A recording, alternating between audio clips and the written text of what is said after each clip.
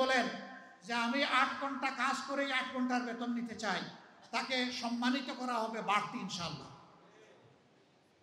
তিনি যে সম্মানটা দেখালেন রাষ্ট্রকে, এই জন্য তাকে সম্মানিত করা হবে। সম্মানিত করার বহু রাস্তা খোলা আছে। কাউকে বাধ্য করা হবে না, কাজ করতেও কাউকে বাধ্য করা হবে না, কাজ থেকে বিরত থাকতেও বাধ্য করা হবে না। এটা থাকবে অপশনাল চয়েস, অল্টারনেট চয়েস। এমন হলে কার অসুবিধা? গরম ভাতে বিলাই বেজে, কারণ ওই ভাতে মুখ দিলে বিড়ালের মুখ পুড়বে। আমরা ঘুণে ধরা সমাজের আমূল পরিবর্তন চাই। একটা ঝাঁকুনি দিয়ে সমস্ত মহিলা আমরা ঝরাই দিতে চাই ইনশাআল্লাহ, বিইজনিল্লাহ। আমরা পারবো না, আল্লাহ যদি আমাদেরকে তৌফিক দেন ইনশাআল্লাহ আপনাদেরকে সাথে নিয়ে আমরা পারবো। আজকে মায়েদের ব্যাপারে কথা বলার আমার উদ্দেশ্য ছিল। আপনারা কি খুব কষ্ট পেয়েছেন? এখন বলবেন আমাদের থাকলোটাকে গেল তো, সব গেল, সব তো ওনাদেরকে দিয়ে দিলেন। যেই স্বামী তার স্ত্রীকে রানীর আসনে প্রতিষ্ঠিত করে সেই স্বামী রাজা হয়, আর যেই স্বামী তার স্ত্রীকে অপমান করে সেই স্বামী কামলা হয়। আপনারা রাজা হতে চান না কামলা হতে চান? 2 নম্বর, ওই স্ত্রী যিনি মর্যাদা পাবেন, সম্মানিত হবেন, তিনি চিন্তা করবেন আমার যে স্বামী আমাকে এতটা সম্মান দিয়েছে, আমারও দায়িত্ব আছে তাকে সম্মান দেওয়া। সুতরাং এই সংসার শুধু ভালোবাসার হবে না, এই সংসার সম্মানে সম্মানে ভরে যাবে ইনশাআল্লাহ। আমরা সেই পরিবার, সেই সম্মান গঠন করতে চাই। আজকে কি হয়েছে?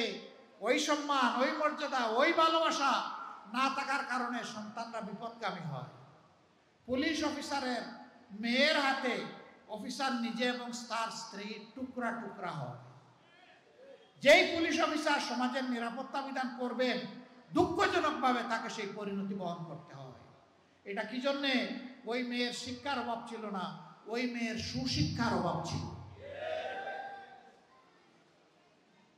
আমরা মায়েদের এই মর্যাদা প্রতিষ্ঠিত করব, সমাজের প্রত্যেকটি শিশুকে সুশিক্ষিত করে ইনশাআল্লাহ।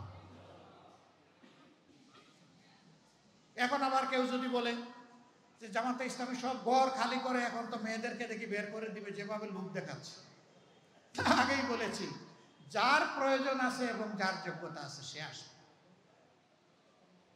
যিনি তার কর্মক্ষেত্র হিসাবে বাসাকেই, পরিবারকেই বাছাই করে নেবেন, তাকেও ভিন্নভাবে সম্মানিত করা হবে ইনশাআল্লাহ। তিনি রত্নগর্ভা মা হিসাবে মেডেল পাবেন, সম্মান পাবেন, রাষ্ট্রের পক্ষ থেকে আরো বহু ইজ্জত তিনিও ভোগ করবেন ইনশাআল্লাহ। এ রাষ্ট্রে কেউ বঞ্চিত হবে না, সবাই এই রাষ্ট্রের নাগরিক হিসাবে পরিচয় দিয়ে সম্মানিত বোধ করবে, আনন্দিত হবে ইনশাআল্লাহ, গর্বিত হবে ইনশাআল্লাহ। মাথা ছোট হবে না, ঠোঁট শুকায় যাবে না, দুনিয়ার কারো সামনে মাথা নত হবে না। সেই জাতিটা আমরা বিল্ড আপ করতে চাই। কারণ দুনিয়ার যত দেশ বদলেছে যুবকদের কারণে বদলেছে। এই দেশও গত বছর পরিবর্তন পেয়েছে যুবকদের হাতে। অভিনন্দন, তোমাদেরকে অভিনন্দন। কাজ শেষ হয়নি রে, তোমাদের কাজ শেষ হয়নি, কাজ বাকি রয়ে গেছে। সমাজের আবর্জনা এখনো আছে, সেই আবর্জনা পরিষ্কার করার বিরুদ্ধে আমাদের যুদ্ধ। এই যুদ্ধ করতে যুবকরা রাজি ইনশাআল্লাহ।